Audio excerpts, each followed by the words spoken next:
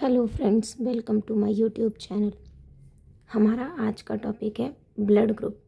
तो blood group का concept किसने दिया था? ये कॉन्सेप्ट दिया था कार्ल एल एंड स्टेनर ने।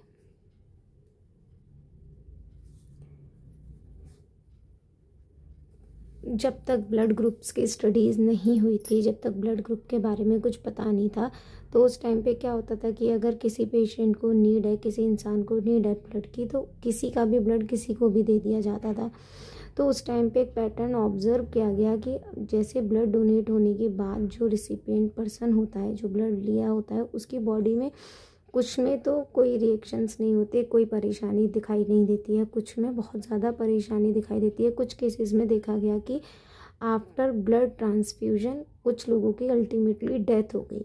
तो इन सारे रीजंस को जानने के लिए ब्लड की स्टडी की गई, तो देखा गया कि ह्यूमंस में कुछ अलग अलग तरीके के ब्लड ग्रुप्स पाए गए। तो उन ब्लड ग्रुप्स के बेस पे ब्लड ग्रुप को 2 सिस्टम में डिवाइड किया गया। एक सिस्टम है ABO ब्लड ग्रुप सिस्टम और एक सिस्टम आता है RH सिस्टम। ठीक है, तो हम पहले इस वाले को सिस्टम को डिस्कस कर लेते हैं, ABO। तो ABO सिस्टम में क्या था कि ये देखा गया, इस सिस्टम में ये सजेस्ट किया गया कि किसी भी ह्यूमन का, किसी भी पर्सन के जो ब्लड ग्रुप है वो 4 टाइप के हो सकते हैं। वो क्या क्या हो सकता है? A, B, O या फिर AB। अब ये किस बेस पे डिवाइड किए गए? ये डिवाइड किया गया, ये जो डिवीज़न है ये किस बेस पर दिया गया? On the basis of presence of A and B type of antigen and antibody. Antigen and antibody क्या होता है? एंटीजन जो हमारे RBCs पर प्रेजेंट होती है, यही मेन है जिसकी वजह से जो ब्लड ग्रुप का टाइप डिसाइड होता है। और एंटीबॉडी क्या है? ये इनको ट्रिगर करने के लिए इम्यून रिस्पॉन्स जनरेट करने वाली बॉडीज़ होती हैं, जो कि हमारे प्लाज्मा के अंदर प्रेजेंट होती हैं, ब्लड प्लाज्मा के अंदर। आई होप कि आपको यहाँ तक ये चीज़ समझ में आई होगी। अब हम आगे डिस्कस करते हैं।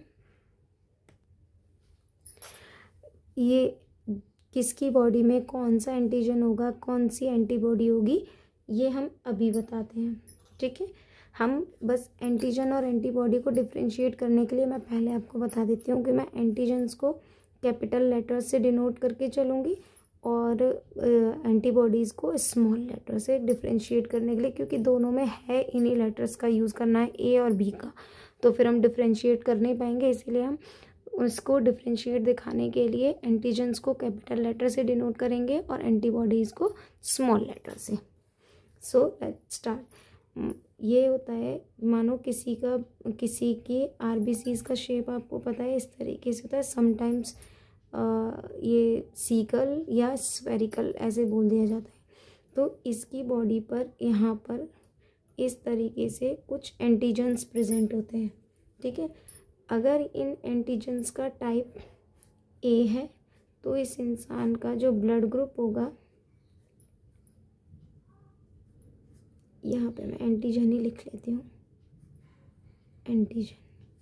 अगर किसी इंसान के RBCs पर एंटीजन का टाइप A है तो उसका ब्लड ग्रुप A होगा।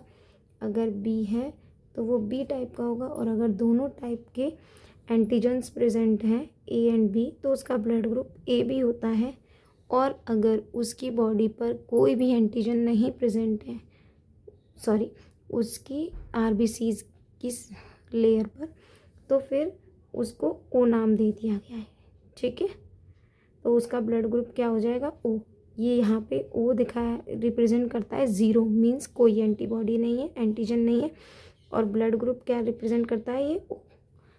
ठीक है, आई होप कि ये चीज़ आपको यहाँ तक क्लियर हो गई होगी।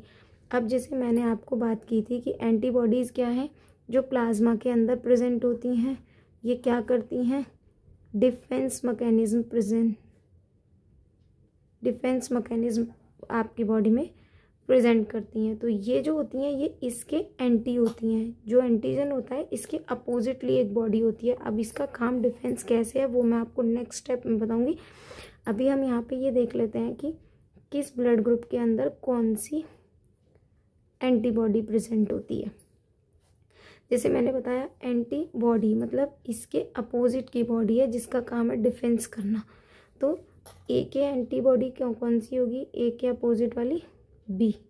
तो जिस इंसान का ब्लड ग्रुप ए है उसकी बॉडी में एंटीजन ए होगा और एंटीबॉडी बी प्रेजेंट होगी। जिसका ब्लड ग्रुप बी है उसकी बॉडी में एंटीजन बी होगा और एंटीबॉडी जो होगी वो ए होगी। जिसका ब्लड ग्रुप ए बी है उसकी बॉडी में अगर एंटीजन ए और बी दोनों हैं तो इसका अपोजिट क्या हो सकता है, दैट मीन्स कि यहाँ कोई एंटीबॉडी होगी ही नहीं। जिसका ब्लड ग्रुप ओ है उसकी बॉडी में एंटीजन तो कोई है ही नहीं, दैट मीन्स कि उसकी बॉडी में एंटीबॉडी कौन सी होगी, दोनों होंगी, ए और बी दोनों होंगी। ठीक है, अब हम कंपैटिबिलिटी की बात करते हैं यहाँ पे कि कौन ये किसको डोनेट कर सकते हैं अपना ब्लड और किससे रिसीव कर सकते हैं। ठीक है, वो कॉन्सेप्ट समझने से पहले एक छोटी सी चीज़ मैं आपको यहाँ बताती हूँ कि तो जब बात आती है कि कौन किसको ब्लड डोनेट कर सकता है और कौन किसका ब्लड ले सकता है इन सब में, तो उसमें हम कैसे देखते हैं। जैसे मैंने आपको बताया कि एंटीबॉडीज़ का काम क्या है, डिफेंस मैकेनिज्म। डिफेंस मैकेनिज्म का मतलब आपकी बॉडी में जो सामने से जो आ रहा है उसके अपोजिट में रिएक्ट करना। दैट मीन्स कि अगर जैसे इसमें एंटीबॉडी बी है, अगर इसके अपोजिशन में सामने वाले के ब्लड से एंटीबॉडी ए आ रहा होगा तो ये उस एंटीबॉडी को डिस्ट्रॉय कर देगी। ये सिर्फ उन्हीं एंटीबॉडीज़ को एक्सेप्ट करेगी जो इसके जैसी होगी, जिसके पास इस जैसी एंटीबॉडी होगी। तो जब ब्लड ग्रुप किसी को दिया जाता है और जब ब्लड ट्रांसफ्यूशन किया जाता है उस टाइम पर इसी चीज़ का ध्यान रखा जाता है, एंटीजन और एंटीबॉडी का रिएक्शन कैसे हो रहा है। अगर सेम एंटीजन या सेम एंटीबॉडी एक पास आ रहे हैं, सेम एंटीजन अगर एक पास आ रहे हैं तो क्या होगा, कोएगुलेशन हो जाएगा। और सेम एंटीबॉडी आ रही है तो क्या होगा, एक दूसरे को एक्सेप्ट कर लेंगी। शायद आपको यहाँ पे थोड़ी सी समझने में परेशानी हो रही होगी, लेट इट मी क्लियर। देखो कैसे करना है, एक सेकेंड। अच्छा देखो, आप लोगों ने ये सुना होगा कि जो ओ होता है वो यूनिवर्सल डोनर होता है, ये तो सुना होगा आपने। तो ये यूनिवर्सल डोनर इसको क्यों बोला जाता है, क्योंकि इसकी बॉडी में कोई भी एंटीजन है ही नहीं, तो ये अपना ब्लड किसी को भी दे सकता है। क्योंकि इसकी बॉडी में जब एंटीजन नहीं है तो ये किसी के भी साथ रिएक्शन नहीं करेगा। इसकी जो एंटीजन है वो किसी की भी एंटीबॉडी के साथ रिएक्ट कर ही नहीं पाएंगी। मानो इसकी में अगर मैं ओ को ए के साथ ट्रांसफ्यूज कराती हूँ तो उसमें क्या है, इसके पास कोई एंटीजन है ही नहीं और इसके पास बी एंटीबॉडी है, तो इसको रिएक्शन करने के लिए यहाँ कुछ होना चाहिए ना, अपोजिट पार्टी। जब यहाँ कुछ है ही नहीं, ओ का मतलब है कि कुछ नहीं है, निल है, ज़ीरो है, तो यहाँ पे कोई भी एक्सट्रीम रिएक्शन नहीं होगी। और जब एक्सट्रीम रिएक्शन नहीं होगी तो क्या होगा, कोई अपोजिट पार्टी है ही नहीं लड़ने के लिए। भाई दो लोगों की लड़ाई कब होती है, जब दोनों जगह पार्टी बराबर की हो। जब एक जगह पे पार्टी प्रेजेंट है और दूसरी पे कोई है ही नहीं तो फिर लड़ाई होने का कोई मतलब नहीं। दैट मीन्स कि वो जो है अपना ब्लड यहाँ पर ए को दे सकता है। ठीक है, अब पहले हम एक एक की बात कर लेते हैं। जैसे कि ए की बात करते हैं कि ए किस किस को अपना ब्लड दे सकता है। ए के पास एंटीबॉडी बी है और एंटीजन ए है, तो एंटीजन ए के साथ रिएक्ट नहीं करेगा। ए के पास एंटीजन ए है तो ए तो अपने ए का तो ले ही लेगा ब्लड ग्रुप ए वाले का, क्योंकि उनके पास तो सेम एंटीजन है, सेम एंटीबॉडी होगी। तो कोई आपस में कोई अपोजिट पार्टी तो है ही नहीं लड़ने के लिए, क्या है, सेम है, तो ये आपस में एक दूसरे का ले लेंगे। लेकिन बी के साथ ए रिएक्ट नहीं करेगा, ये लेगा इसका, नहीं ले पाएगा। क्यों नहीं ले पाएगा, क्योंकि इनकी अपोजिट पार्टी है। ए के अपोजिशन में क्या एंटीजन आ रहा है, बी आ रहा है, तो ये कैसे रिएक्ट करेगा, और ए के सामने अगर एंटीबॉडी देखा जाए तो ए से ए एंटीबॉडी ए रिएक्शन करेगी तो कोएगुलेशन हो जाएगा। तो ये बी का ब्लड नहीं लेगा और ए बी का भी नहीं लेगा। क्यों नहीं लेगा? ए बी के पास कोई एंटीबॉडी ही नहीं है, और जब कोई एंटीबॉडी ही नहीं है तो इनमें आपस में रिएक्शन होगी ही नहीं कोई। एंटीबॉडी का होना भी ज़रूरी है, एक बार को एंटीजन ना हो तो चलेगा। क्यों? एंटीबॉडी डिफेंस मैकेनिज्म प्रोवाइड कर रही है ना, तो जब जहाँ पे डिफेंसिव ही नहीं होगा तो कैसे काम चलेगा। तो इसलिए ये जो है ए बी जो है ए को डोनेट नहीं कर सकता है। तो ए को केवल कौन कौन डोनेट कर सकता है? ए और ओ। अब बी का आता है, बी किस किस को बी को कौन कौन डोनेट कर सकता है? तो बी एक तो अपना खुद का ले सकता है जिसका सेम ब्लड ग्रुप है, और एक ओ, क्योंकि ओ जैसे मैंने आपको बताया कि एंटीजन उसमें कोई है ही नहीं, तो वो कोई भी एंटीजन के साथ रिएक्शन करेगा ही नहीं एंटीबॉडी के साथ। इसीलिए ए बी को हम यूनिवर्सल एक्सेप्टर बोलते हैं। मैं यहाँ पे लिख देती हूँ यूनिवर्सल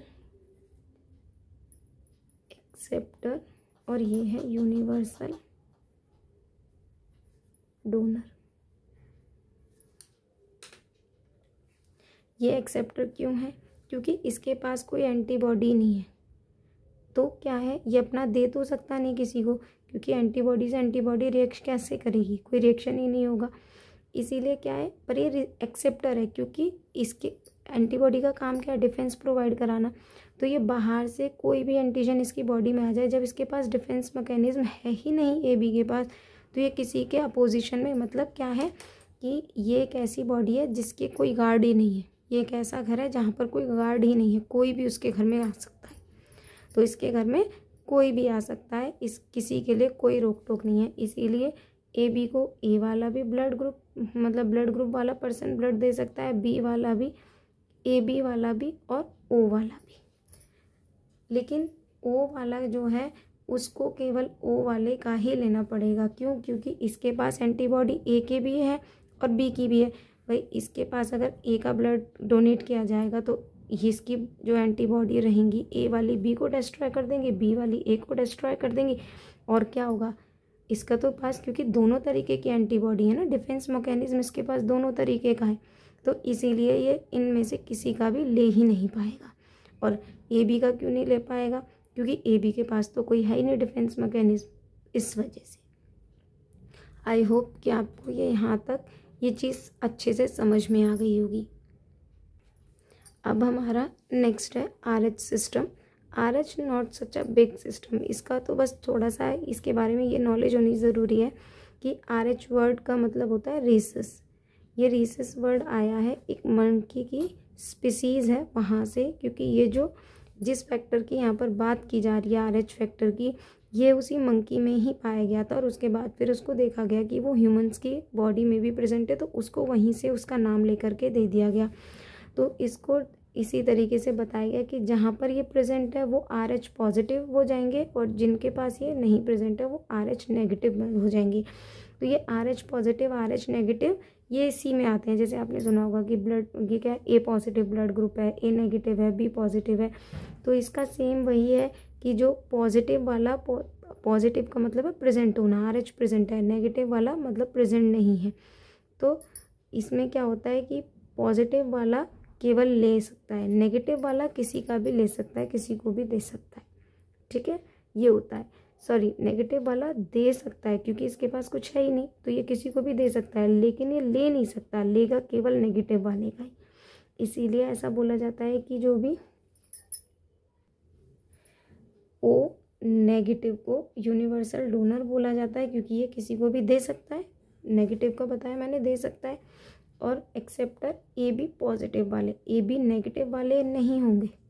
आई होप कि ये बात आपको यहाँ पे समझ में आई होगी कि ओ नेगेटिव वाला किसी को भी दे सकता है, क्योंकि नेगेटिव वाला डोनर है और पॉजिटिव वाला एक्सेप्टर है, तो ए बी वाला किसी से भी, ए बी पॉजिटिव वाला किसी का भी ले सकता है। अगर आपके क्वेश्चन एग्जाम में ऐसा भी कोई क्वेश्चन हो सकता है कि क्या A B negative universal acceptor है, तो आपको कंफ्यूज नहीं होना है। क्वेश्चन हो सकता है ए बी है, ए बी पॉजिटिव है, ए बी नेगेटिव है, या ओ, तो आपको AB पॉजिटिव पर टिक करना है कि AB पॉजिटिव वाला जो है, क्योंकि इसमें पॉजिटिव फैक्टर प्रेजेंट है ना, तो यूनिवर्सल एक्सेप्टर हो गया। ये नेगेटिव वाले का भी ले लेगा, लेकिन जो AB नेगेटिव होगा वो AB पॉजिटिव वाले का नहीं ले पाएगा। और यही पॉजिटिव और आई होप कि आपको ये वीडियो अच्छा लगा होगा। Thanks for watching.